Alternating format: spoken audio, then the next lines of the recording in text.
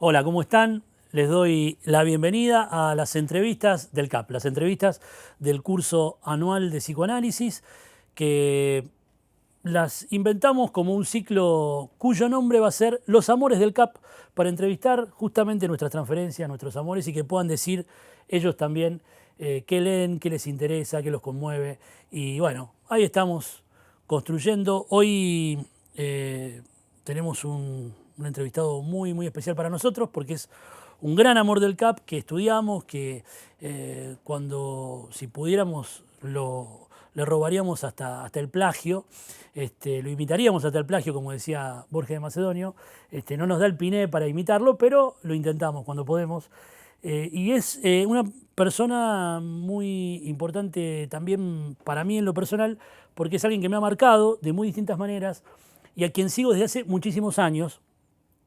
En primer lugar, lo seguí como alumno, su función docente en aquella facultad que salía de la dictadura a finales de los 80, donde no había todo lo que tenemos hoy a nivel de comunicación, de información. La verdad que las clases de él fueron muy, muy, muy importantes, dejaron una marca en toda una generación. Siguió después, pero en ese momento fue algo muy importante encontrarme con eso. Después lo seguí en sus múltiples intervenciones en la ciudad, como polemista en jornadas, congresos, presentaciones de libros, alguien que cultiva la conversación y la polémica de una manera única. Y bueno, ahí lo he seguido por distintos lugares en el debate público, ¿no? En el debate público en el cual siempre ha intervenido con suerte, con fortuna. Luego lo seguí como analizante en un largo análisis, más de 15 años en análisis con él. Y bueno, como analista indudablemente él trabaja aquí en Rosario y también en Buenos Aires, o al menos en una época trabajaba también en Buenos Aires, no sé ahora, nos vamos a enterar. Y él como analista es una gran referencia de nuestra ciudad. Y por último, lo he seguido como lector. Como lector a través de la inmensa obra, años y años y años y años de escribir, de producir libros muy raros, muy interesantes, cuya dificultad es precisamente su encanto. Así que, bueno, no queda más que darle la bienvenida a los amores del CAP a nuestro gran amor, Juan Ritbo. ¿Qué haces, Juan? Bueno, bueno, te tengo que agradecer. Está bien. No, no, No, te agradecemos a vos con Juli y con Emma que nos hayas abierto la bueno, puerta de tu casa para conversar un rato. ¿Te parece, ya que estamos con la lectura, que arranquemos por el libro recién salidito del horno que se llama Orfeo o el nacimiento de la noche? bueno. Me gustaría saber, ¿te parece que arrancamos por ahí? Sí, sí, sí, sí, dale, Era dale. lo que habíamos preparado. Si me decís que Sí, no sí, ahora, sí. No, no, sí, sí, dale. este, no, quería bueno, saber qué es esto de Orfeo, ensayo poema, qué quisiste hacer con este libro, qué travesura tramaste en este libro y por qué Orfeo, por qué la figura de Orfeo. Sí, bueno, voy a ser franco. Se me ocurrió el título antes del libro. Ujú. Y del título hablan la prologuista y Maxi Crespi, que escribió la contratapa. Ajá.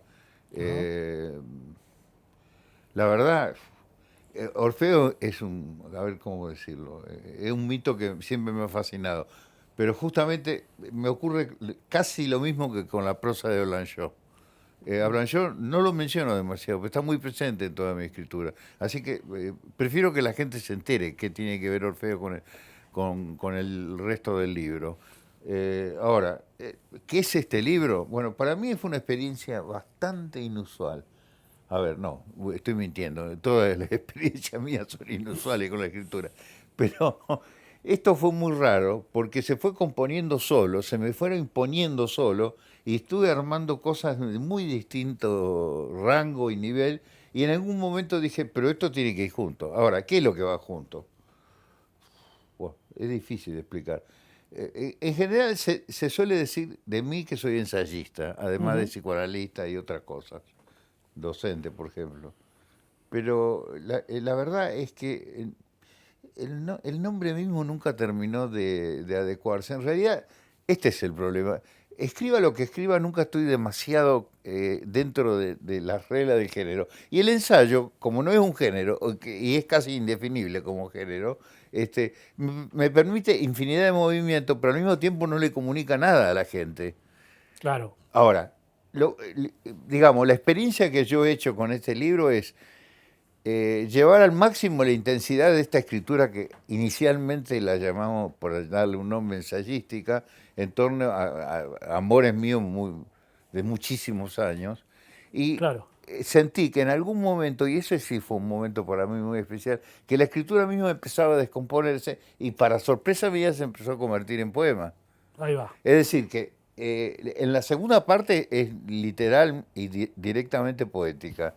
Pero la primera parte ya tiene momentos donde la frase clásica va declinando en poesía y casi fue algo, no Claro. diría contra mi voluntad ni muchísimo menos, pero algo que me sorprendió porque fue un hallazgo.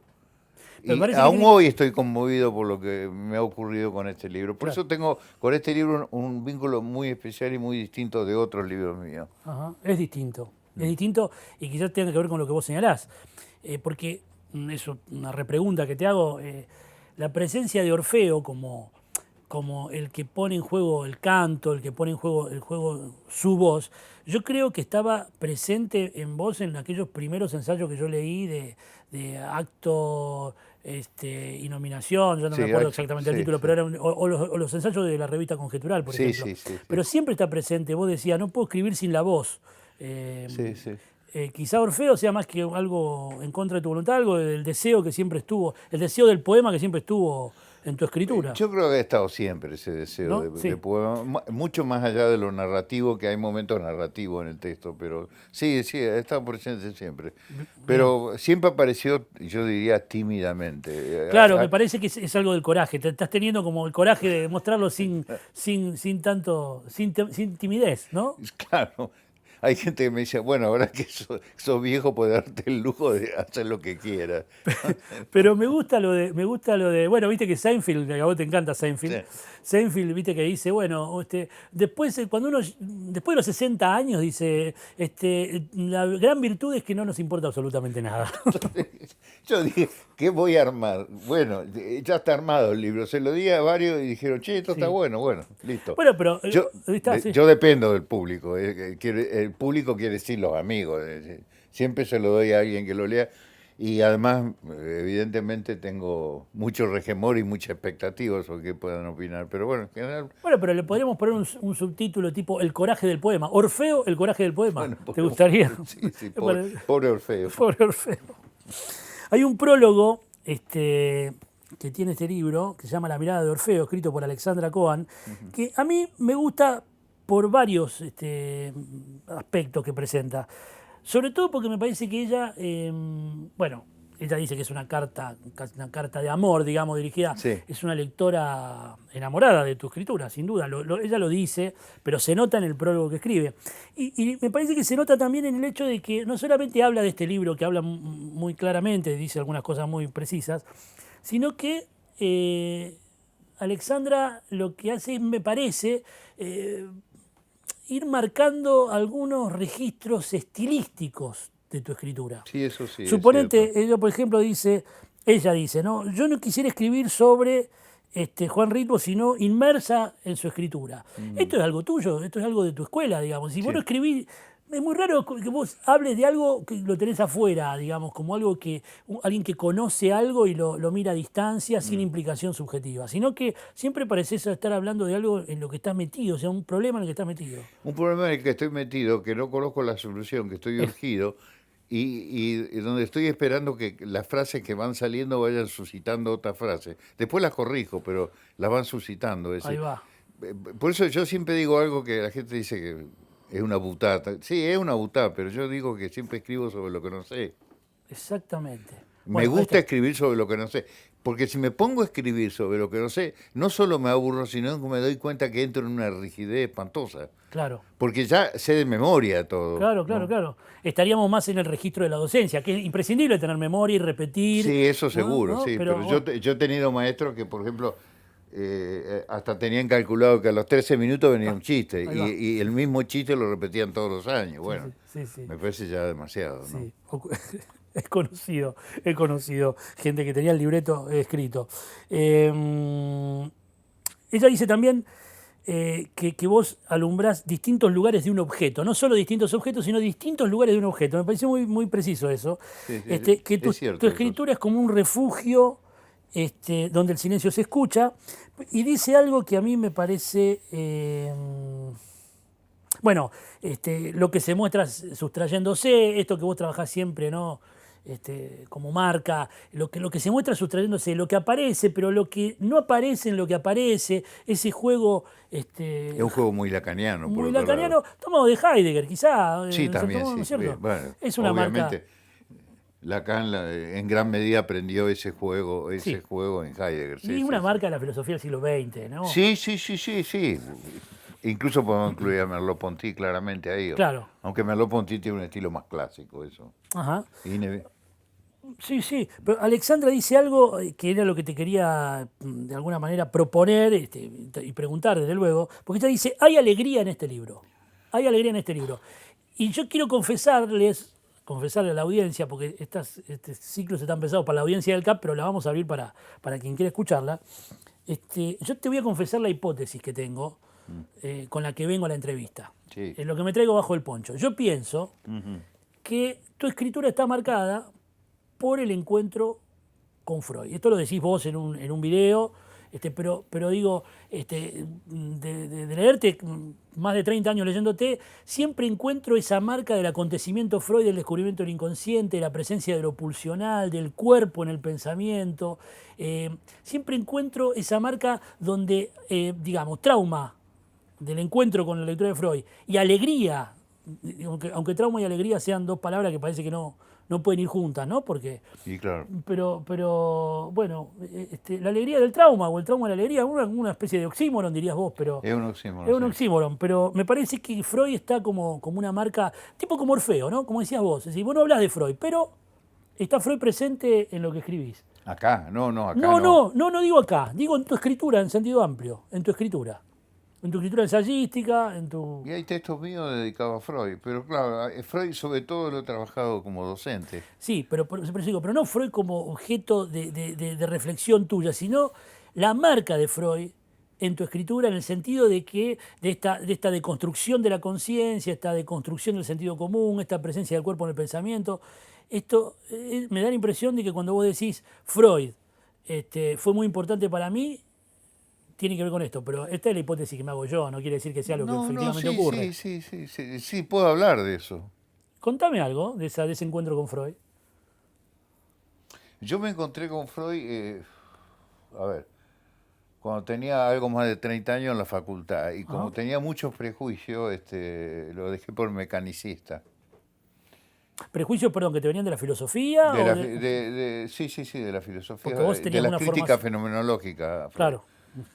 Pero a ver, ¿qué iba a decir? Tendría que rectificar esto, porque es la segunda vez que me encuentro. La primera fue cuando era adolescente, que me ocurrió lo que tanta gente. Leía los casos de Freud y me sentía identificado con los personajes de Freud. Ahí va. Pero que no solo a mí le ocurrió a millones. Después me recuperé eso críticamente desde una mala lectura de la filosofía fenomenológica. Pero creo que el punto clave fue cuando empecé mi propio análisis. Ahí algo se me abrió y empecé a hacer una lectura sistemática de Freud, con la vieja edición de López Ballesteros, las que salieron en el 48. Ahora, esa experiencia sí fue una experiencia mía muy crucial. Primero, porque me sumí en la lectura de Freud y me sentí totalmente freudiano sin escribir una letra. Es curioso, ¿no? Pero yo en ese momento había abandonado la escritura. Volví a escribir después de leer a Freud. Pero mi experiencia de lector, puro lector, fue con Freud. Porque actualmente mi lectura está contaminada. Yo leo para escribir. Claro. Y necesito siempre leer más para poder seguir escribiendo. Pero en ese momento fue un deslumbramiento de la escritura de Freud. Claro. Será además la traducción de López Ballesteros, que a pesar de los defectos técnicos que tiene, pues tiene muchos defectos técnicos la traducción, tiene una elegancia, ¿no? Ajá, Y una belleza, esa prosa que, bueno, deslumbra. Así que, claro. y además lo leía porque lo necesitaba para la oralidad, es decir, tenía grupos privados, llegué a tener 11, 12 grupos privados que trabajaban Freud. Ah, mira. Después, de a poco fui incorporando Lacan y ahí se invirtió la cosa. Lacan se convirtió, no diría un metalenguaje de Freud, pero evidentemente el que me abrió el camino a poder leer Freud de otra manera. Pero entonces Lacan quizá contribuyó a desmontar los prejuicios que vos te habías hecho desde Sobre la Freud. filosofía sobre Freud. Sí, sí, sí, sí, sí. Curiosamente la lectura de Lacan me hizo volver de otro modo a la filosofía, Claro. valorarla de otra manera, ¿no? O Sí, sea sí. que Lacan te permitió desmontar los prejuicios sobre Freud y leer la filosofía de otro modo. Mirá Exactamente, vos, exactamente. le debes algo, un gran ¿A aporte a quién? Lacan. Digo, habiendo hecho eso, son dos movimientos interesantes o no. Sí, lo que pasa es que con Lacan siempre tenía un conflicto incesante yo. Y sí, no es para Eh, menos. sí, hay partes de la obra que objeto profundamente y lo digo constantemente y al mismo tiempo respeto todo, incluso las cosas que objeto, porque me parece una de las mentes más gloriosas del siglo, pero también una de las mentes más arbitrarias del siglo. Ujú. Es más, tengo un texto inédito que espero volver donde trabajo, espero volver pronto a él, donde intento elaborar lo que yo llamo la partición del psicoanálisis, que son los Ok. límites que tiene el psicoanálisis, esos problemas que se han encontrado y que no han sido resueltos. Ajá, Porque aquí podría injertar algo que yo lo dije muchas veces, pero sí. también es cierto que Germán García lo dijo y, y de un modo muy notorio, y creo que es una frase impecable. Tenemos toda la respuesta y ninguna pregunta. Ujú, sí, sí. A mí me parece excelente eso, ¿no? Nos faltan No, las no, no, preguntas no, de no me Lacan. parece excelente lo que hacemos, sino poder ubicar el problema. Claro. Es decir, cuando Lacan inventa el significante y reemplaza la palabra por el significante, bueno, está bien, sí, seguro, pero la gente da por natural todo. Después deja de hablar de significante y comienza a hablar de palletre. Todo parece natural, pero ¿a qué preguntas responden? Es fundamental esto que decís para anotarlo en cuanto a la idea de cómo leer a Lacan, porque Y sí, actualmente es una pregunta que se escucha en los alumnos, en la gente que está entrando al psicoanálisis ahora, y vos decís, bueno, ¿cómo leer a Lacan? Bueno, esto es una indicación preciosa, es decir, nos faltan las preguntas de Lacan, vayamos a ver las preguntas de Lacan. y, ¿Cuáles son las que se estaba preguntando para decir lo que dijo? Porque para exactamente. responder eso. Y lo cual no quiere decir que se le ocurrió pensar a No, este no, no. hombre, sino que podemos reconstruir de los testimonios que tenemos de las transcripciones de su oralidad, porque Mazota decía, y tenía razón, Freud era un hombre que escribía, es más, escribía, hasta fingía hablar cuando estaba escribiendo. Las lecciones de psicoanálisis están todas escritas, Claro. ¿eh? Ujú, Y no es que le faltara palabra, obviamente. Todo en Freud es escritura, en Lacan es todo oralidad. ujú. Porque además Lacan siempre necesitó el teatro. Bueno, pero ahí Era un también, hombre de sí, teatro, sí, un hombre de teatro, cuidaba mucho al interlocutor y estaba en polémica constante con su época, con la IPA y con sus propios discípulos. pero con los propios discípulos, Sí, además sí, muchos los espantó, seguramente. sí, sí. Y a veces con razón, a veces En sin buena hora razón. algunos, ¿no? No, algunos como en buena hora. Pero Lacan era fundamentalmente un hombre del espectáculo. Es notorio en las intervenciones que han quedado grabadas de él, ¿no? Quizá por eso es tan actual, Sí, sí, sí, sí, un hombre... entre otras cosas, no digo sí, que sea sí. lo único, pero... Por supuesto que cuando uno lo lee pasa otra cosa. Ujú, La figura de él se opaca y aparece la transcripción de la oralidad que ya para uno es transmisión de lo escrito. Pero de todos modos no hay que perder nunca de vista esta oralidad, sobre todo por la digresión permanente que tiene Lacan, que es claro. infernal, es realmente infernal. Y sus arbitrariedades son también infernales. Pero bueno, uno tiene que poder reconstruir las preguntas, ese es el punto. Para mí un punto de Bueno, equivocación. pero justamente, y ahí vendría la pregunta, ya que estamos hablando de Lacan, ¿cómo te encontrás con Lacan, digamos? Porque vos, Ah, qué sé pues yo. ya hablamos de Freud, vos contabas algo de... Dale, a ver. Sí, sí. Eh, Hace muchos años, un amigo que ya murió, y me olvidé el nombre, la verdad, Ujú, y bueno, dejémoslo así como lapsus, sí, me dice, mirá, yo soy psicoanalista, pero no entiendo un carajo de esto. Te lo doy a vos, que sos filósofo, que debes entender. ahí va. Y yo agarré y, primero, no entendía nada. Pero al mismo tiempo me daba cuenta que la estructura de composición de la frase no tenía nada que ver con Freud, que era un lenguaje actual al cual podía de algún modo dedicarme a descifrarlo. Y intenté descifrarlo. La verdad que hice varios descifrados de Lacan, todos horribles, pero esto ocurre. Si uno tiene un descifrado, puede empezar a leer y después puede tirar a la basura el descifrado hecho, pero ya tiene un montaje posible, ¿no? Bueno, a partir de ahí sí me orienté. Y después otro amigo me regaló los escritos porque le parecieron una basura en francés. Edición que todavía conservo. Mira vos, gente que no lo entendía, que no lo quería leer, que lo despreciaba, te lo pasó y No, vos le no, yo me encontraste... acuerdo porque incluso el que me dio los escritos era una persona que yo en su momento quería que ya murió además. El negro Melgrati, ¿no? No te debe sonar para nada este nombre. Me suena. Néstor, ¿puede ser? Néstor Néstor Melgrati, Melgrati, sí, sí, me sí, sí. suena, me suena. Incluso creo que tiene un libro en contra de Lacan, Empezó a un libro escribir contra Lacan, contra sí, sí, Lacan, sí, sí, sí, sí. sí. Él Sí. me regaló el libro y después de años lo encontré y dijo, yo voy a escribir contra Lacan constantemente pensando en vos. El negro estaba loco, Ajá. honestamente estaba loco. Pero bueno, él me regaló los escritos Hermoso. de Lacan. Bueno, pero qué mejor que entrar por un loco, a Lacan. Hermosa entrada.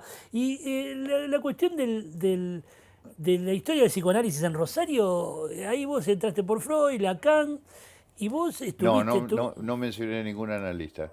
¿Cómo? No mencioné ningún analista, no, pero a ver si puedo citar. El que me ayudó mucho en su momento fue Américo Vallejo. Ajá. Sí, me ayudó mi análisis. Bueno, hay un vocabulario lacaniano Sí, sí, sí, famoso, sí, célebre, de Américo, de sí, Américo sí, sí, Vallejo. sí, debo reconocer. Pero no fue en transferencia con él que yo entré en el análisis. Eso. Claro. Entré al psicoanálisis en transferencia por mi propio análisis. Claro. Pero a ver, pero acá debo aclarar otra cosa. Yo muchas veces he dicho que no siento fuertes transferencias tengo amigos psicoanalistas, ¿no? y profunda amistad, pero la transferencia por el maestro no la tuve en psicoanálisis, eso es lo que quiero decir. Claro, ahí Que es va. una transferencia muy especial. La he tenido por otras personas, por ejemplo, Aldo Oliva, seguro. Te iba a preguntar justamente, porque alguna vez vos señalaste a Aldo Oliva también como un punto de inicio. Y a ver, yo creo que curiosamente, Aldo Oliva, que no escribió sobre esas cosas porque daba clases, Claro, a las sí, cuales sí. yo asistía, bueno, claro. Yo creo que ha guiado muchísimo en mi gusto. Aldo era un amante profundo de Baudelaire. Ajá, Lo amaba más que a Rimbaud, pero ajá. muchísimo más. Y además enseñaba los manuscritos económicos filosóficos del 44 de Marx, y durante mucho tiempo con él, a libro abierto, leíamos la fenomenología del espíritu de Hegel. Así que, Ahí va. y además amaba el siglo XIX, cosa que yo he heredado, obviamente, porque unas dedicaciones literarias al siglo XIX, ¿no? Pero qué importante todas esas referencias después para leer Freud, para leer Lacan, para entender el psicoanálisis. Seguro. Pero además, bueno, pero Aldo, a ver, pero el tema es Aldo fundamentalmente, y es lo que ha quedado de él, es un poeta. Ajá. Y un poeta de genio, creo yo. Creo que un poeta de genio. Bueno, algo debe tener que ver que acá hayan surgido versos y por Claro, la transmisión de él, ¿no? claro. Bueno, alguien... Pero esto es Santa Fe, no Rosario. esto es Santa Fe. Ah, bien. Santa Fe, donde estaban, entre otras cosas, estaba el Turco Saer, Estaba el Turco Saer. Hugo Gola, un poeta, Hola, sí. murió también, excepcional, y Aldo iba a Santa Fe además, a dar cursos privados, ¿Te acordás más o menos el año? ¿De qué años estamos hablando? A ver, hace demasiados años. no importa. Y el 60, 61, 62, 63. Mirá vos. Yo era un pendejo. Claro. Bueno, alguien de acá de Rosario que lo admiraba muchísimo y que también te admiraba a vos y se hacía el cocorito, decíamos, pero cuando vos aparecías se ponía a conversar y se interesaba siempre por tu palabra, y que era gran admirador y amigo de Aldo Oliva, era Miguel Llama, que era psicoanalista. Ah, claro. Y te quería preguntar un poco también por Miguel, que ha sido una figura muy importante para mí y para algunos de nosotros y para mucha gente acá en Rosario como referencia de enseñanza, como psicoanalista, porque era un estilo completamente distinto al tuyo, pero me acuerdo aquella vez que estábamos presentando el libro que él Un sacó, libro de Los él. nombres de la madre, Sí. en un congreso de psicología en el Patio de la En Madera, el Patio de la y Madera. Sí, yo entraste estuve ahí. vos en Sí, primera fila, estabas en sí. primera fila, fuiste, tuviste la onda de ir, él te invitó especialmente, y cuando entraste vos, enseguida sintió como que tenía un interlocutor válido. Y me acuerdo que vos le hiciste una devolución extraordinaria sobre el libro. No me Este, acuerdo, pero... no, yo sí me acuerdo perfectamente, yo estaba ahí No, no, no, presentándolo, no. presentando el libro. Yo me acuerdo que estuve, sí, seguro. Y me acuerdo que hablé, pero no me acuerdo qué De tu dije. intervención. No, no, bueno, le valoraste algunos aspectos y le hiciste una serie de críticas respecto de justamente de la oralidad, de cierto resguardo de la lógica y de ciertas cosas que no entendías por qué las decías, o sea, lo interrogaste, lo Sí, sí, sí, interpelaste está bien. muy amablemente, celebrando el estilo también polémico que él ponía en escena en ese Sí, libro. no, sí, sí. Miguel era una figura muy llamativa porque era tan, tan extravagante, Era pero extravagante, eso es verdad. contrastaba mucho con el ambiente psicoanalítico tan, a ver, ¿cómo decir? Tan rígido, tan Acartonado. acartonado, Ujú. esa es la palabra. Pero además, yo sé que los ambientes profesionales son acartonados, los médicos, por ejemplo, o los Ujú. abogados peor todavía. Pero creo que el analista prototípico es lo más acartonado que hay sobre la Bueno, Tierra. claro, Miguel, Además, además eso es lo peor, que los analistas cuando comienzan a hablar como supuestos analistas, a decir boludeces, porque creo que la mayoría dicen boludeces, ujú, traboludez, creen que se creen Lacan. Hablan como si estuvieran desde el púlpito enseñando lo que ellos inventaron. No inventaron nada, y además repiten al maestro, ni siquiera a los grandes maestros, sino al maestro de la esquina, ¿no? claro. Que es el jefe de grupo, diría yo. Bueno, ahí Miguel tenía esa cosa irreverente, Sí, Miguel era un disruptiva. tipo muy irreverente. Y me acuerdo que compartimos lugares en común con la escuela de psicoanálisis. En la escuela de psicoanálisis, a ver, contame algo de eso. Y la escuela de psicoanálisis, ¿De qué escuela estamos hablando? ah, Él decía la escuelita. ah, sí, yo también, sí. Ujú. Pero la que se fundó, espérate, déjame, se fundó como defensa, además, cuando en el 76. Ajá. Y bueno, ahí estábamos todos los analistas lacanianos, todos, todos. Después fuimos todos separándonos. Ujú, Sí, estaba Miguel, estaba Luis Junípero, estaba Pura Cancina. ujú. Américo entraba y no entraba, entraba y no entraba. La ex mujer de Américo estuvo un buen tiempo y después se fue. Pero en general, este, bueno, no, bueno, hay dos segregados de esa escuela, Ajá. Miguel Sama y yo. Ahí está, mirá, tenían algo en común al final. Tan distintos que eran.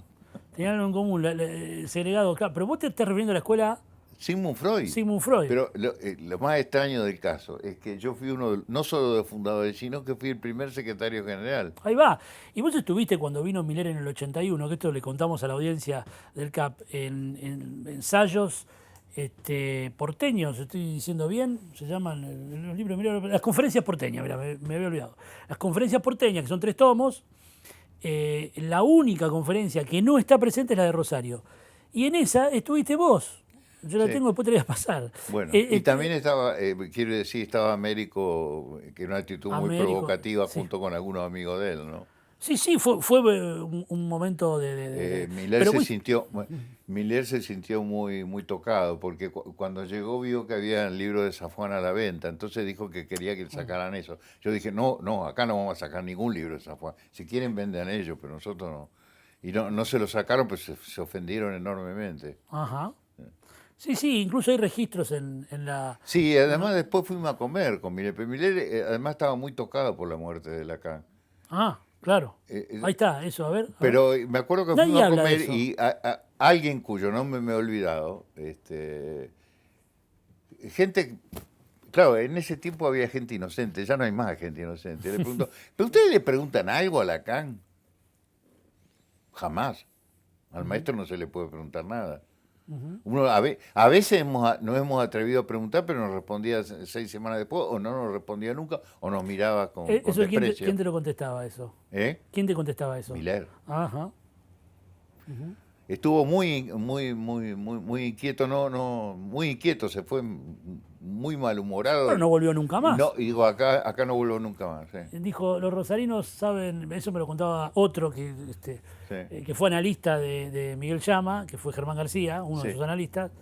Me decía, bueno, Miller dijo, los rosarinos saben tanto psicoanálisis, se la saben todas, no necesitan a nadie que les enseñe, ni tienen nada que intercambiar, no vamos más, ¿no? Y no vino más. Claro, porque no hubo intercambio, hubo rispideces. Rispideces. Sí. Rispideces, contradicciones, intervenciones, preguntas. Digamos que hubo un desencuentro entre Miller y el milerismo y Rosario, o cierto momento de la Claro, Constitución. pero ahí yo diría que el clima antimileriano, que hubo un clima y él lo sintió siempre, también no tenía alguna razón en el que no eran muy buenas, digamos. A ver. Y claro, porque era todo el grupo de Pura Cancina que se preparó para el asalto a la escuela. Y la escuela después quedó en manos de Pura Cancina. Ah. Yo me fui, obviamente. Pero entonces el clima antimileriano tenía que ver con la afiliación de Pura Cancina con la Escuela Floriana de Buenos Aires que le habían robado a Oscar Mazota. Exactamente. Bien. Entonces, cierto clima antimileriano en Rosario tiene que ver con esa marca. Pero no solo con esa No marca. solo con esa marca. Interceptaron varias líneas. ¿Podés de decir fuerza. alguna más o querés decir alguna más? No, estas dos que Esta- yo he mencionado, nada más. No. Sería la de la Escuela Floriana de Buenos Aires, indebidamente expropiada, como se dice. ¿Y qué otra más que armaba el clima antimileriano? No, bueno, Américo. Américo. Sí. Bien. Bueno, sí. No, porque hay una intervención de Américo que me causó mucha gracia. No sé si Sí, claro. en determinado momento Américo dice, pareciera de que el psicoanálisis se fundó no en Viena, sino en París. Sí, eso está registrado. Y después dijo el señor Vallejo, que es tan agudo. Sí. Veo que tiene un espíritu afín a las dificultades. Afina Afina la dificultad. Ahora me hiciste acordar. Sí. Me hiciste acordar porque eso fue 81. Estamos 81, sí. Y fue acá en el Consejo Deliberante, Sí, ¿no? en el Consejo Deliberante. Pero en ese momento estaba como secretario general. Claro. Pero después me borraron de la lista, como si nunca hubiera existido. NN. Bueno, pero entonces vamos a poner las cosas sobre su eje, entonces, Sí. tal como vos las estás diciendo. Américo no estaba en conexión con Pura Cancina, Américo Vallejo. No, estaba en contra. Estaban en contra. Pura Cancina toma por asalto la escuela, le saca la escuela a ustedes, siguiendo las enseñanzas de su mentor porteño, De su mentor que no lo porteño, vamos a sí. nombrar. Es un innombrable. Es para un mí. innombrable, vos lo Para dijiste mí vos. Es un innombrable. Bueno, entonces, y ustedes quedan segregados. Miguel Llama, Juan Ritmo y varios Y otros. se fueron de muchísimos géneros. Ahí después se fue Carlos Curi. Claro, pero esto es lo interesante, que entonces el antimilerismo rosarino los dejó a ustedes afuera. Este es el asunto, porque a veces los toman a ustedes como si Miguel Llama no era antimileriano, digamos. Pero de vos se puede decir que sos un antimileriano crítico, o practicás un milerismo crítico, pero no un antimileriano. Dije mal, porque no es antimileriano. No es antimileriano. No. fue antimileriano. Vos producís una crítica sobre el trabajo de Miller como la producís sobre el de Lacan, sobre el de Freud o sobre el de cualquiera que tenés el gusto, la paciencia y el amor de leer. Esto es lo que yo escucho. Claro, pero lo que pasa es que, bueno, digamos, pero mi pelea ya era interna con la escuela. Claro. Por razones obvias. Sí, ¿viste? sí. Porque ya se lo había empezado a rezar a Lacan. Y después, por lo que me enteré, hasta hoy se sigue rezando. Sí. Bueno, ahora implosionó eso, pero... Impresionó, tuvo varias implosiones. Sí, tuvo varias implosiones, ni siquiera una sola, varias. Pero yo generalizaría esto, porque todas las escuelas lacanianas o los grupos lacanianos de Rosario, en mayor o menor medida, hay gente más amable y gente menos amable, pero en general no. Todos rezan. Bueno, por eso, pero es un tema pendiente el estado político, epistémico del psicoanálisis en Rosario y No solo de Rosario. No solo de Rosario, claro, digo, pero como nosotros estamos acá con esa historia, marcados por esa historia, bueno, quizás podemos someter a revisión crítica ese desencuentro con Miller y vamos a saber. no es una persona de mí. No, pero no digo más allá de lo De mi devoción. no, más allá de lo personal, digo, acuerdos o desacuerdos. No. Digo, A ver, voy a aclarar la cosa. Yo no creo que haya que hacer militancia contra ahí Milei. va, ese es el punto. Porque además la militancia contra Milei ya sabemos qué nombre tiene. A Son ver. los que le están disputando el mercado con la... no sé si todavía se siguen reuniendo. Ay, me estoy olvidando el nombre del grupo. Sí, no lo quiero nombrar porque le hago propaganda, pero Bah, ese grupo. los que convergen. Los que convergen, exactamente. Es- Cuando nació la convergencia me entusiasmó y al comienzo esto fue cómico.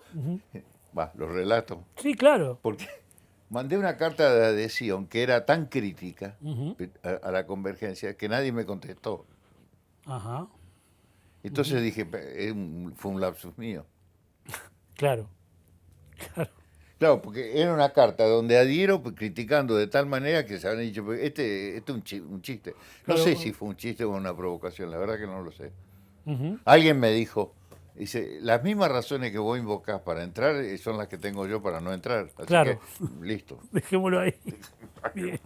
Este, Bueno, eso nos lleva... es decir, no quiero saber nada con el antimilerismo, ni tampoco con el milerismo, tampoco quiero saber nada con la eola, además, esto es bastante claro. Está bien, pero digo, uno puede tener, digamos, posiciones a favor o en contra de algo, pero la práctica militante de estar en contra de un autor o de una corriente, me parece que nosotros es una marca rosarina que hay Sí, que... no solo Rosarina. No solo A vos te Rosarina. gusta acentuar los rosarinos. No, pero no solo Rosarina, no, es una marca argentina que habría yo creo que el psicoanálisis está totalmente en contradicción con la militancia. Ujú. La militancia tiene un lugar ideológico político que no puedo negarlo y que es ajeno al psicoanálisis, aunque un psicoanalista no puede, como hombre político, no puede negarse a adherir. Pero es demasiado obvio de que hay, Claro. hay un antagonismo entre la militancia y el psicoanálisis, eso es clarísimo. Si uno milita por el psicoanálisis, ya no hace psicoanálisis, pero claro, tengo que sacar la conclusión que la mayor parte de la gente que dice ser psicoanalista no lo es. Bueno, ahí sos mileniano, porque Milei dice lo mismo. Ah, bueno. ¿Viste? ¿Viste que hay más puntos de encuentro de lo que parecen? Ahí vamos a una figura. Estamos hablando de Milei. No podemos no hablar de otra gran marca del CAP, otro de los grandes amigos, amores Sí. del CAP, que vos lo conociste, lo trataste, conversaste con él y que él mismo decía, me refiero a Germán García, ¿no? Sí. Germán García. ¿Te acordás que lo invitamos acá a Rosario y te hicieron una mesa redonda, 30 años, lo que fundó Mazota 30 años después, Sí, me y acuerdo. vos participaste ahí, eso está registrado en la revista Nadia, lo pueden encontrar ahí en la Sí, revista sí, Nadia. sí. Lo registró Muy, Ricardo. muy divertida, muy interesante las dos intervenciones, la conversación. Bueno, después nos fuimos a cenar, que no te traje fotos, pero te voy a traer fotos, te voy a mandar fotos por el WhatsApp de aquella noche de mira vos. post. Sí. No la tengo, no la tengo. Bueno, pero Germán García, justamente cuando yo estaba haciendo los trámites para que vengan junto con Ricardo Bianchi, que es director de la revista Nadia, con el que hacíamos, ¿te acuerdas Sin Ton ni Son, que vos nos dabas esa mano? En el 2000, 2001 hacíamos ese programa en... Sí, yo en fui F- al programa. Fuiste sí. muchísimas veces con una generosidad extraordinaria, un programa que pasaba música litoraleña, FM Corazón estaba... Sí. Y después, cuando cumplimos un año, ¿te acordás que estuviste con Pedro Aitana, el capo de FM Corazón?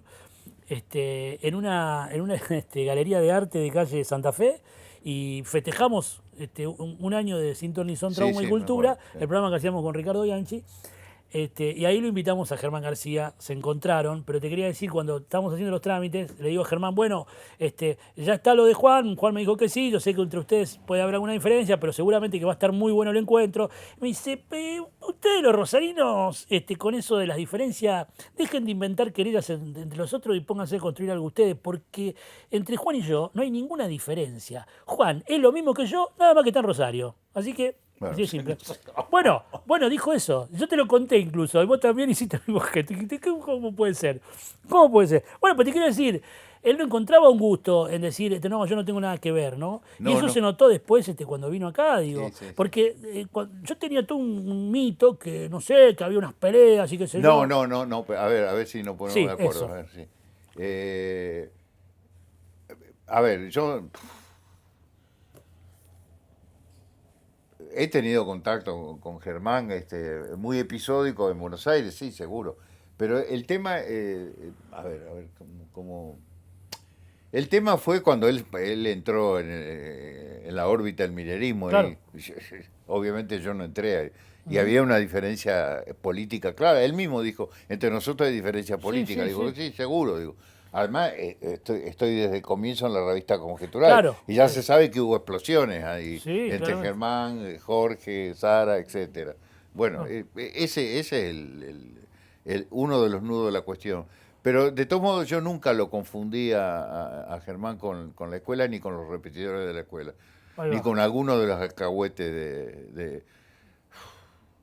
de la EOL, que hay Claro. muchos, ¿no? Sí, No, no sí. voy a nombrar a nadie.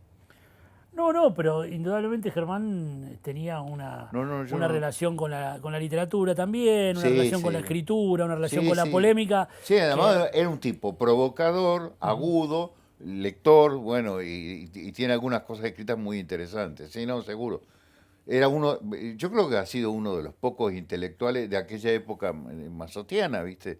Había, al lado de Mazota se formó un grupo extraordinario. ahí va. Bueno, Mejor vos decías, pertenecés a Conjetural.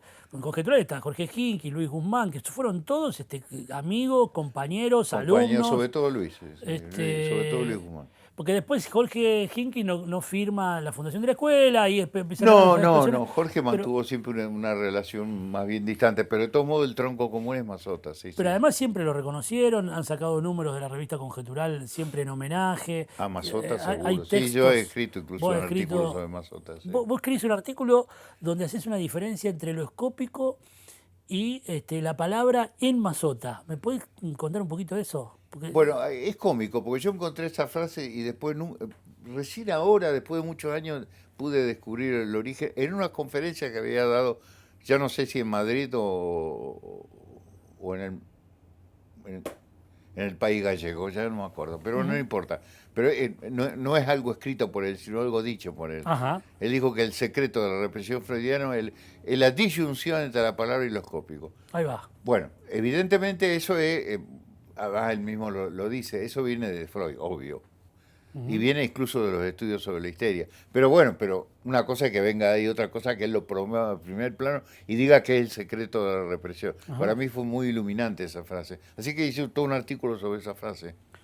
ajá. Aparte, yo Mazota no lo conocía, aunque conocía muchísima gente de su entorno. Incluso hay mujeres de él. Así que más o menos tengo infinidad de referencias de él, Ujú, pero nunca lo conocí. Ahora, eh, es curioso porque se lo acusó de afrancesado y el intento de leer a Freud a partir de Lacan en una prosa como la que él practicaba, una prosa que viene de la ensayística argentina, es algo que se cortó en gran medida. claro. Este, Antes de la profesionalización de la escritura, Bueno, ¿no? pero acá estamos en el secreto de una de las cosas que yo creo que hace el psicoanálisis. El psicoanálisis en Argentina no puede hablar en la cañol, y sin embargo habla en la cañol. Ujú.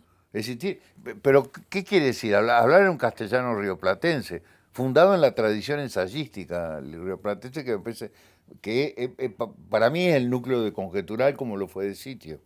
Y lo estás ubicando a Mazota ahí y Sí, lo está estás, Mazota ahí como claro, fundador, sí, y sí, lo sí, estás sí. Y marcando como... Mazota con un vínculo también literario con Contorno, que no es despreciable para Es muy nada. interesante ese vínculo con Viñas, claro. Bueno, vos en algún lado vi que vos hablás justamente de esta tradición ensayística argentina y nombrás a Sarmiento, a Viñas y a Ezequiel Martínez Estrada. Me gustaría que dieras una vueltita de tuerca sobre la ensayística, la tradición ensayística, Mazota, la transmisión del psicoanálisis. ¿Qué hay ahí? Oh, a ver, a mí me resulta totalmente evidente, pero por otro lado me Ajá, resultaría muy difícil explicar qué vínculo hay. Yo creo que, a ver, el vínculo que hay es el gusto por la lengua. ahí va. El gusto por la lengua, el gusto por la figura de la lengua y el gusto por escuchar Ujú, la voz y poder modelarla ujú, con un estilo adecuado para modelarla, diría yo. Que eso también obviamente tiene que ver con la escucha analítica. Ajá. Me parece que hay una intersección entre el lenguaje propio de la clínica, que es un lenguaje balbuciente, ¿no? Pero riquísimo por eso mismo, con el gusto por la lengua. ¿Por qué lengua? Por la lengua construida acá en el Río de la Plata. Ujú, ujú. Yo no podría hacer un metalenguaje de esa lengua, ni lo intento, pero sé que estoy atravesado por ella. Para mí Sarmiento ha sido siempre una figura esencial, a nivel de escritor, no estoy hablando de la Claro, política claro, de Sarmiento, ¿no? claro. Ese es otro registro. Pero Ajá. él apareció en un lugar desierto inventando una lengua, porque eso es lo interesante. Él como Martín Estrada inventaron algo, y lo Ajá. inventaron casi en el desierto. ¿Y, Porque si y te lo vuelvo, vuelvo sobre el punto, ya me lo dijiste, pero de nuevo, ¿qué es lo que inventaron? una lengua, Una lengua, ahí va. una lengua. Y esa lengua, de esa lengua tenemos que participar como psicoanalistas, lo cual no Claro, quiere decir imitarla, porque es absurdo, claro. pero es sentirse atravesado por esa lengua para trabajar como analista. Bien, y podés situar ahí un par de rasgos de esa lengua que inventaron en el Río de la Plata, digamos, como para, justamente para hacerla sonar. Es una lengua que carece de los ritmos clásicos de la lengua española. Ahí va. Es una lengua que está en el límite de lo tartajeante Ujú. y que es una lengua que a veces es áspera y violenta, pero que tiene una intensidad muy especial, muy particular, muy particular. Bien.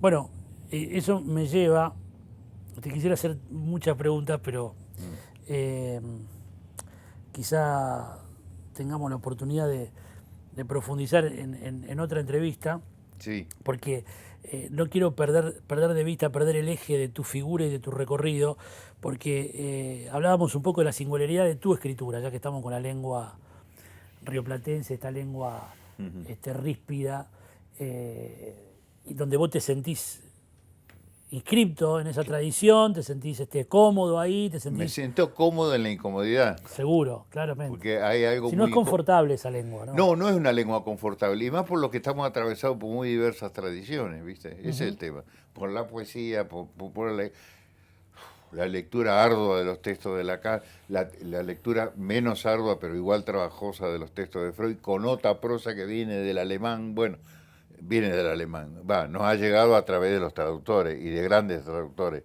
pero el origen es un origen extraño, ¿viste? La lengua alemana. Perfecto, claro. Entonces se atraviesan todos estos niveles y nos resulta incómodo trabajar, pero también es cierto que es lo que convocamos y y que nos hace trabajar, ¿viste?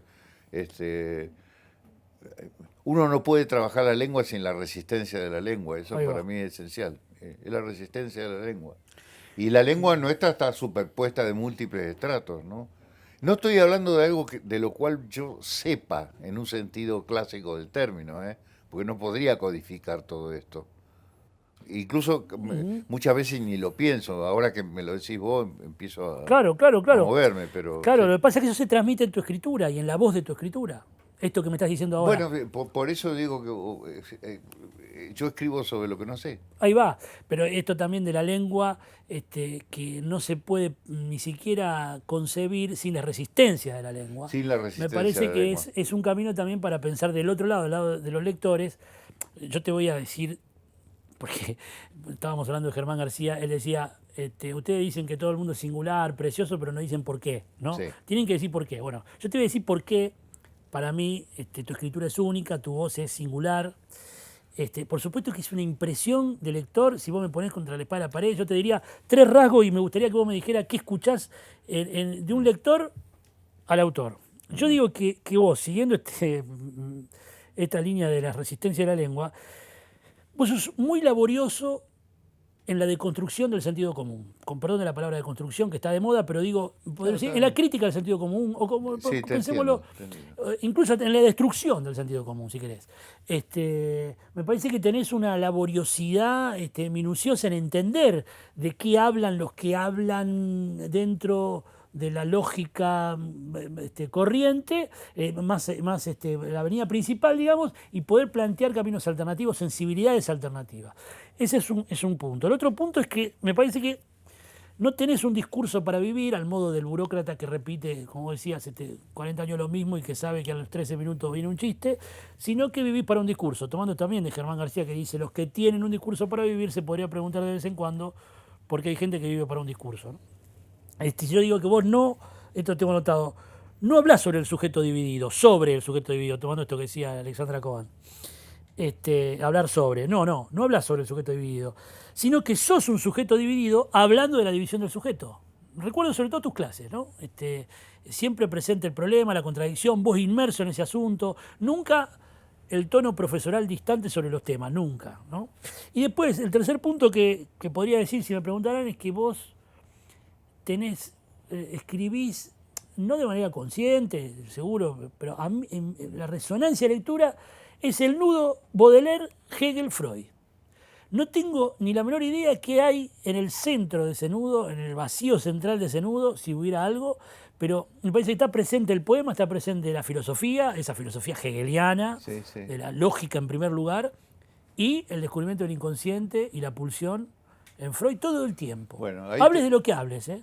Está bien, pero ahí te podría decir que eso, a ver, ahí se empalma, a ver cómo decirlo, se empalma el hecho que yo muy temprano, porque a los 21 o 22 años leía Hegel, no sé qué entendía, pero lo leía. Se empalma con el hecho de la recepción de Lacan de Koyev más que de Hegel, o de una versión de Hegel a través de Koyev, también de Hippolyte, pero fundamentalmente de Koyev.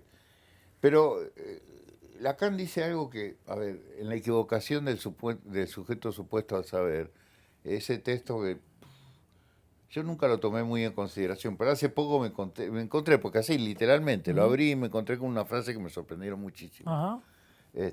Evidentemente la había pasado por alto. Pero en algún momento él recuerda, bueno, si estoy divagando... No, al contrario, dale, tranquilo. Recuerda que Koyev dejó las clases, se las dejó a Raymond Queneau, para que, y Queneau dice, el profesor Koyev anda en otra cosa, estaba como funcionario público, se fue, y se lo dejó a Queneau para que Queneau hiciera uno de sus trabajos, porque Queneau tenía millones de funciones y alguna nada que ver con esta, el humor, la poesía, armó las clases y las presentó. Ajá. Pero... en que no siempre el saber tiene algo de profundamente irrisorio, y Lacan recuerda esto porque hace una asociación muy rápida, no es que lo explique, hace una asociación muy rápida, pero es evidente donde va, dice, tantas vueltas dan para llegar al espíritu absoluto, todo eso es irrisorio. Bueno, es eso, pero resulta que la irrisoriedad hay que practicarla. Ahí va. Ese es el tema. El capítulo final de la fenomenología del espíritu tiene algo de genial, porque es el momento donde el espíritu se encuentra a sí mismo. A ver, es como si el universo se concentrara en un pensamiento y ese pensamiento abarcara todo. Ajá. Ahora, ¿qué va a decir ahí? Hace una cita modificada de la Oda de la Alegría de Schiller. No tiene más que una expansión poética y toda la totalidad se cae en pedazos. Ajá. Ahora, lo curioso del caso, que Lacan dice que cuando hablamos del saber, eso es el saber, pero eso que se cae a pedazos. Y El saber es eso que se cae a pedazos. eso que se cae a pedazos y que tropezamos todo el tiempo. Y todos buscamos eso, aunque lo busquemos por 1000 lados. Ajá. Y nunca lo encontramos, por supuesto, ¿no?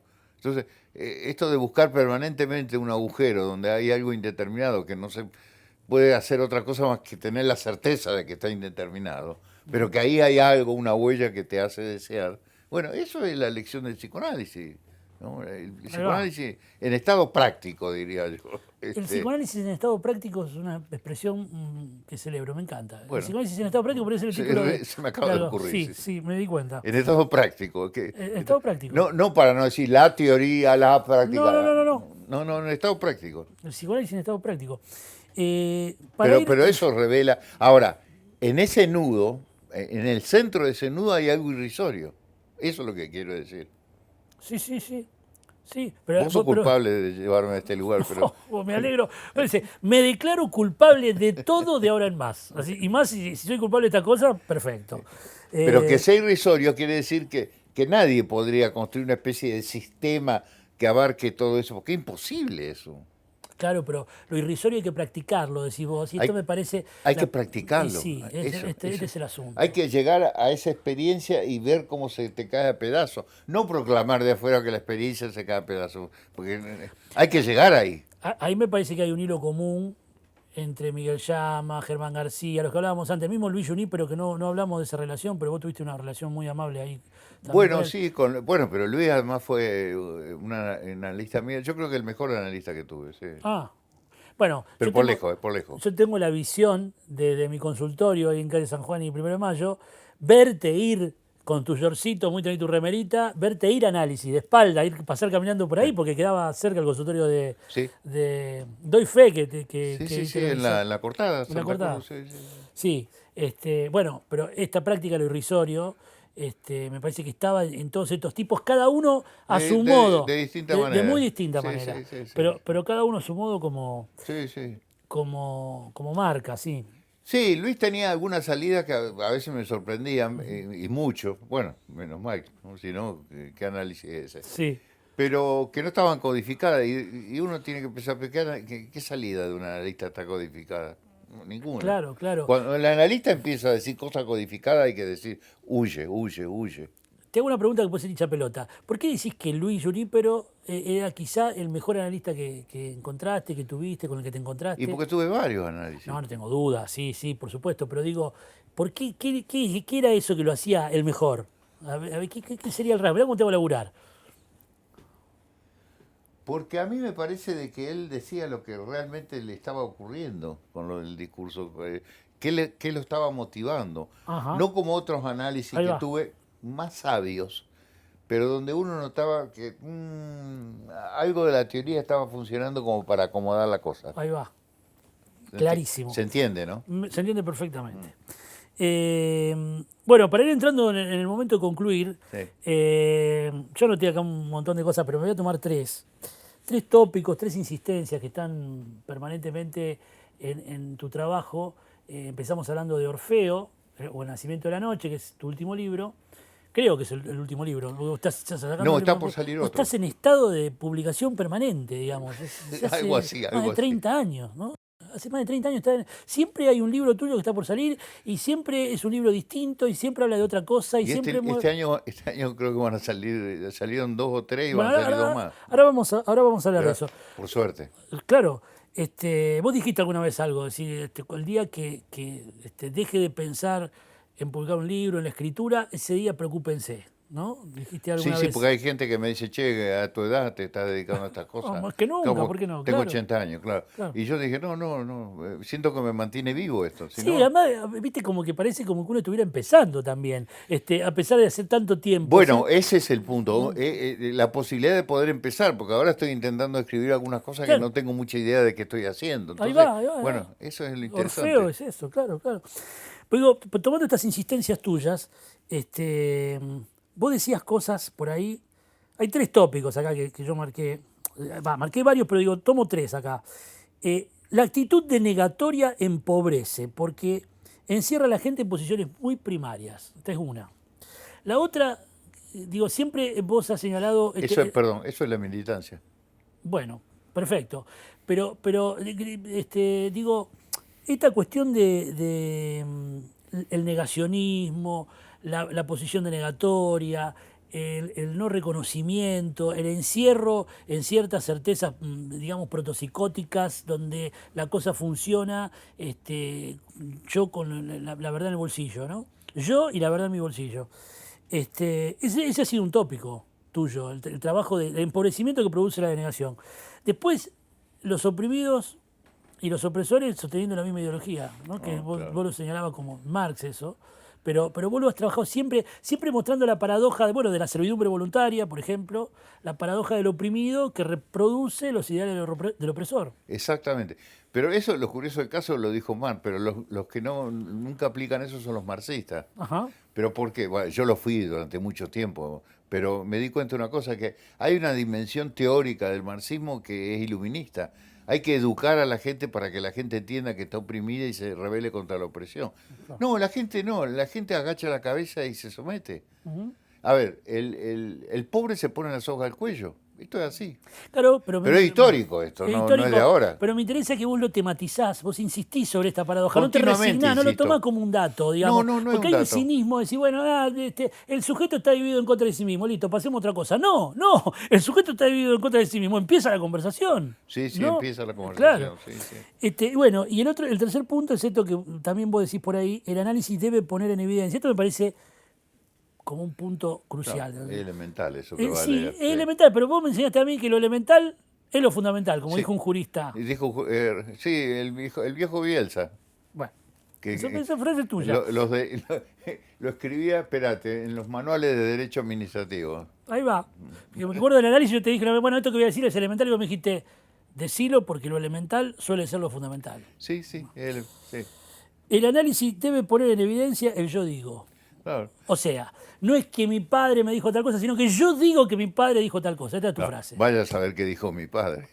Ese es Ahí el va. Pero asunto. yo estoy diciendo esto. Claro, yo estoy diciendo esto y tengo que hacerme cargo porque estoy construyendo y como diría, bueno, vamos a usar y deconstruyendo permanentemente una figura, ¿viste?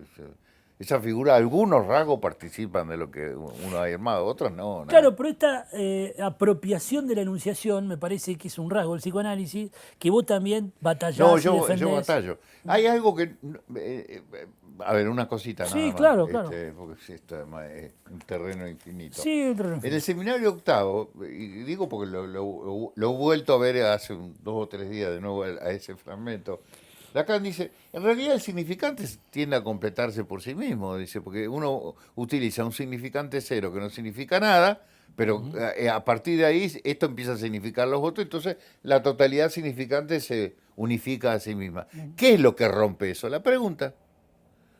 Ahí La va. pregunta aparentemente estúpida, insistente de los chicos. ¿Por Ahí qué? va. ¿Por ¿Por qué? qué? ¿Por ¿Por qué? qué? ¿Por Ahí qué? va. ¿Por qué? Llega un momento que uno no sabe que le rechina la cabeza porque no tiene manera de contestar. Hay cosas que no se pueden contestar. No. Entonces, la pregunta aparentemente estúpida Toca abre, lo imposible, toca claro. lo imposible. Eso Claro. es un punto esencial ese. Esa es la actividad del sujeto. Preguntar. ¿Mm? Ajá. Bueno, Una maravilla. Volviendo al presente entonces, ya entramos en el momento de concluir. Volviendo al presente, viste que hay un instante de ver, un momento de comprender, un momento de sí, concluir. sí, Eso está es bien. así, ¿no es cierto? Según nuestra religión, eso es En así. nuestra religión dice que hay que decir momento de concluir. Yo a Me, veces le me digo en encanta. joda, no, porque hay gente que dice momento de concluir. Digo, ¿No? bueno, ¿por qué no decir para terminar?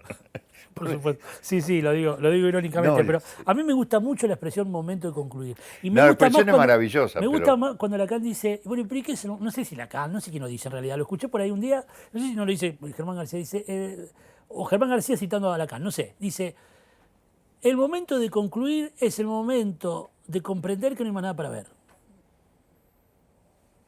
está bien. ¿no? Sí, no sé No, no qué. es el caso acá, porque me queda un montón de cosas para ver. No. Así que está mal dicho, momento de concluir. Es una paquetería lacaniana que quería poner al final. No, está bien, está bien, está bien. Parte del mundo del espectáculo, si Sí. querés. Pero quería volver al presente para irnos, para despedirnos, para terminar. eh, con los proyectos futuros, porque sé que tenés una editorial, tenés libros en curso. Contanos un poco de lo que se viene. Contale a nuestra audiencia qué se viene, qué travesuras nuevas estás tramando. No sé si son ¿No, travesuras. ¿No son travesuras?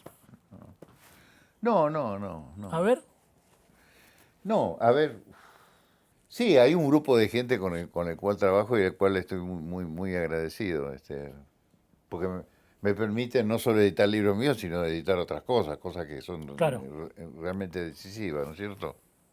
Este, pero, pero la pregunta tuya era, No, no, ¿cuáles son los proyectos futuros? Porque si no son travesuras. Contame a ver qué son, qué estás haciendo, qué es lo bueno, hay que un estás libro que tramando. está tramado, está totalmente hecho, A ver. que es un libro que escribimos con Jorge Hinkis Ajá. sobre el Moisés y el Ah, qué monoteísmo interesante de eso. Freud. Sobre Sí. el Moisés y la religión monoteísta. Sí, sí, sí, sí, pero se llama Política y Segregación. Ah, Bueno, bien. Moisés, Política y Segregación.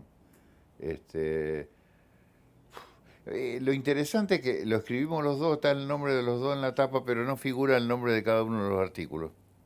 Ah, mira qué bien, no se Pero, sabe. pero cada uno escribió su Su parte y parte. cada uno lo hizo con su estilo. Y si alguien lee va a haber Se va. tensiones internas muy grandes. Ujú. Va, no sé si tan grandes, no, no son tan grandes, pero hay tensiones internas.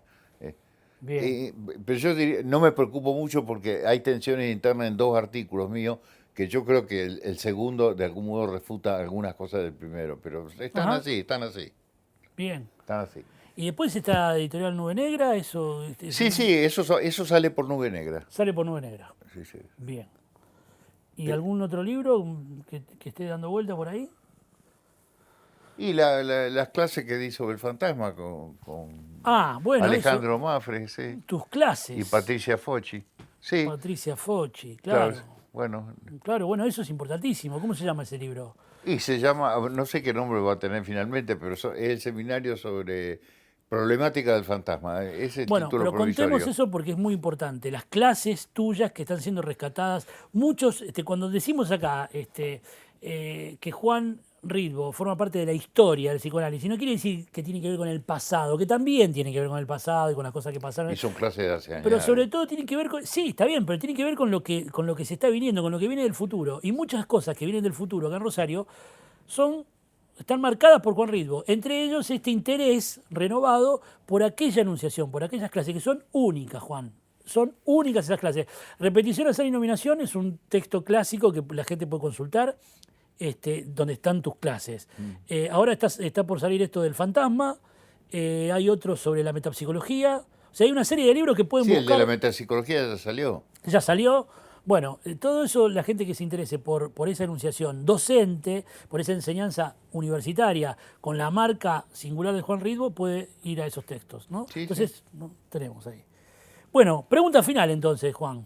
Llegamos a la pregunta final. Bueno, Y después te voy a hacer un pedido, antes, para terminar, ahí sí.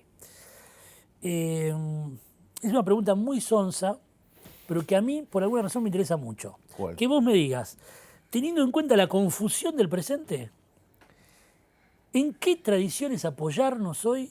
¿Qué tradiciones dirías vos que hay que apoyarnos? Ya dijiste una, el ensayo rioplatense. Sí. ¿Y qué deberíamos cultivar? ¿Qué nos conviene cultivar? Ah, mira. Pero ¿cómo puedo dar una indicación de un deber? No, no, bueno, podemos sacar el debo. ¿Qué podemos cultivar? ¿En qué nos podemos apoyar y qué podemos cultivar? Te estás refiriendo a nosotros, al país en que vivimos y especialmente el Es, lugar en que vivimos. exactamente. Y yo veo muy, a ver, la crisis de la pandemia, la crisis universal que supone el Ujú. capitalismo en este momento, que está agravando todos los males, todo, porque los pobres son cada vez más pobres. Ajá. Este, y esto es una de tantas cosas, ¿no? El grado de miseria argentina es espantosa. Pero además tenemos toda una clase media fervorosamente liberal, entre comillas, que en realidad son todos reaccionarios y creen que viven en el primer mundo, Ujú. porque los antepasados supuestamente descendieron de los barcos llenos de alegría por venir a la Argentina, cosa que es toda mentira, ¿no? Pero y con este panorama es muy difícil. Me parece que tenemos que apoyarnos. Tenemos, la verdad, a ver, políticamente es muy difícil sostenerse en algún lugar. Muy difícil. Ujú. Pero en cuanto a tradiciones de lectura, de escritura, Y yo apelo a la literatura. ahí va. Digo que yo apelo, no le doy el consejo a nadie, porque no sé, no digo tenés que leer, porque esto de tenés que leer es como tenés que escribir. Ujú. Ahora, si hay un deseo, hay que leer, ¿viste? Y sostenerse ahí, sostenerse ahí. Vos Porque dirías que, vos es dirías muy que- difícil sostenerse en otros lados. Y sostenerse en los lazos de amistad que surgen de esa literatura en común. ahí Es va. decir, el gusto por escuchar una voz. A ver, siempre tengo presente una anécdota de Elías Canetti, Ujú. que cuando escribió La antorcha en el oído, La antorcha en el oído, ¿no? ¿Qué título, Dios? Ajá. Él decía que en Viena iba a los bares, se sentaba y escuchaba las voces, Ahí va. pero no los miraba, escuchaba y las trataba de diferenciar los tonos, las inflexiones, los dialectos, los orígenes, y todo eso lo nutría a él. Es lo mismo que dice Ricardo Celarrayán. Sí, exactamente, Sí, que es sí. un gran escritor El argentino. cajero hablado. ¿Eh? El cajero hablado, dice el cajero de la pizzería, pero hablado, no, El no, cajero de la no, pizzería hablado. Bueno, hablado. yo creo que esa tradición, si uno puede nutrirse de ella, te puede sostener en un momento tan complicado como esto. Bueno, pero Forma parte de los ritos que tenemos y que nos sostienen, porque no, es difícil sostenerse en otras cosas en este momento. pero entonces vos estás planteando Pero me refiero a la gente que puede estar interesada en lo que yo digo, en lo que decís vos, en lo que ah, ustedes intentan mostrar, nada pero más. por eso, Porque al pero resto no le puedo hablar, ¿viste? está bien, pero fíjate lo que estás diciendo, es decir, si yo no entiendo mal, rectificame, pero estás diciendo, nos podemos apoyar y podemos cultivar la ficción y la amistad.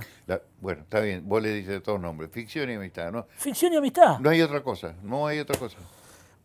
Gracias, Juan, Bueno, muchísimas gracias. no, Escuchá, no, gracias por, sigue, sigue, sí. no, gracias por invitarme. No. No, por favor, si nos invitaste vos a tu casa, yo no puedo querer estar acá, viendo esta biblioteca de nuevo, conversando con vos de estas cosas. Quiero que nos vayamos para dejarle a la muchachada, a todas las bandas del CAP y a los que quieran escuchar. Me encantaría, si no te molesta, quedarnos con tu voz y que leas un fragmento escogido, cualquiera, así, al azar, de Orfeo o El nacimiento de la noche. Y Me pongo los lentes. Entonces. sí, claro, nos quedamos con tu voz, yo te saludo y nos vamos. Escucha, pará, ¿de qué cuadro sos? News. De Newell. Porque tenemos a la selección que dio vuelta al Maracaná ayer, así que Sí. estás contento, me imagino. Sí, sí, sí. ¿Te gusta el fútbol? Sí, me gusta mucho el fútbol. Bien. Sí, sí. Ah, anoche sufrimos mucho. ¿No? Entonces, digamos, ficción, amistad y fútbol. Sí, sí, Ahí sí, va. sí. Y además, ya que está, el que hizo el gol es un canalla. El Fideo, un Sí, gran jugador, un gran sí. jugador. Bueno, el pase que le dieron también estuvo bien puesto, ¿no? Maravilloso. Maravilloso, bien, bien. Vamos a ser francos, es lo único bueno que hizo durante todo el partido. Aparte de defenderse con uña y dientes. Pero bueno, a ver. Bueno, lo que puedo leer el final. Lo que vos quieras. Benjamin escribe minuciosamente, evocando los pasajes estrechos que la moda desdeña, ahondando en la memoria de esos cuadros mecánicos que dejaban a la gente con la boca abierta. Un pastor que toca la flauta y a su lado dos niños de ojos grandes de cristal. Mecanismos ingenuos, quizá tontos, que distraían un poco de tiempo, a los que apenas alcanzaban la tregua antes del abandono, de la incuria, o que perdían el tiempo como quien espera vaya a saber qué, perdurar, cuánto, redención. ¿Y el Mesías? Benjamín lo sabía. Hay un tiempo anterior al mito, hay un tiempo inmóvil posterior al fracaso, ineluctable. Hay un tiempo continuo de necedad y de olvido. Hay una ley, que es una coartada eclesiástica. El viento de Kafka pasa siempre y marchita los decorados. Los vivos sienten en la espalda, en la nuca, el hálito de los muertos y saben o presienten, el término saber es excesivo, casi en contornos, casi en penumbras, que ellos ocuparán ese lugar para los que sigan, como si cadena de las generaciones significara otra cosa, digamos, que una cadena cuyos anillos ya se dispersaron en el desván, en el embaldosado de la ciudad, en los campos de trigo, en los cementerios, en las llanuras estériles, en las pequeñas y grandes ciudades, en el monte desde el cual se arrojan los suicidas o se despeñan los árboles cuyas raíces están podridas, en la soledad de las iglesias deshabitadas. Un singular está dotado cuanto menos de unidad numérica, dicen los sabios con esos aires de inútil precisión. Pero Benjamin jamás escribiría esta desteñida ontología. Pequeña la letra, cada vez más pequeña hasta llegar a la exhausción, como si el mundo no tolerase ese trazo tan deslumbrante como un talismán. Benjamin, un talismán te defiende contra el jorobadito de los cuentos infantiles. Mala suerte, dijo el cuervo de Merión y levantó vuelo, hasta perderse en los límites del agua fértil. Gracias, Juan. Bueno.